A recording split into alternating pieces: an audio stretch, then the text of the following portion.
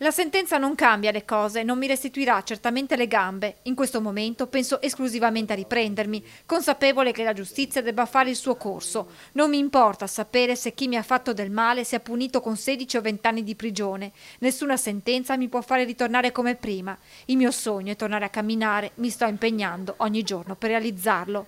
Con queste parole Manuel Bortuzzo commenta la condanna a 16 anni decisa nei confronti di Lorenzo Marinelli e Daniel Bazzano, accusati di tentato omicidio, ritenuti responsabili della sparatoria dello scorso 2 febbraio nel quartiere Axa di Roma, in cui rimase gravemente ferito il nuotatore trevigiano. Il giudice, Daniela Ceramico Dauria, ha poi disposto una provvisionale di 300.000 euro in favore di Manuel.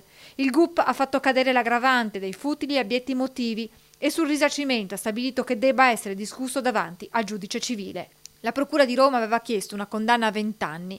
L'impianto accusatorio ha retto, soprattutto per quanto riguarda la premeditazione. Ho comunicato al padre di Manuel la sentenza e mi ha chiesto se era una sentenza giusta. Gli ho detto di sì, ha dichiarato l'avvocato Massimo Ciardullo, legale della famiglia Bortuzzo.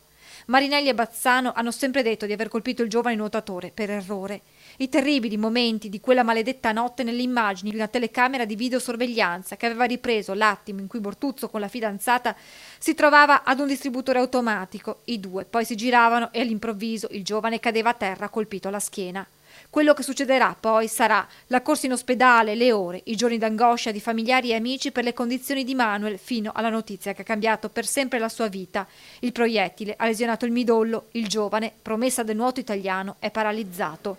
Una diagnosi terribile che però non ha fermato Manuel, che sin da subito con una grande forza di volontà ha dimostrato di voler andare avanti. Con tenacia ha cominciato la riabilitazione fino al ritorno in piscina.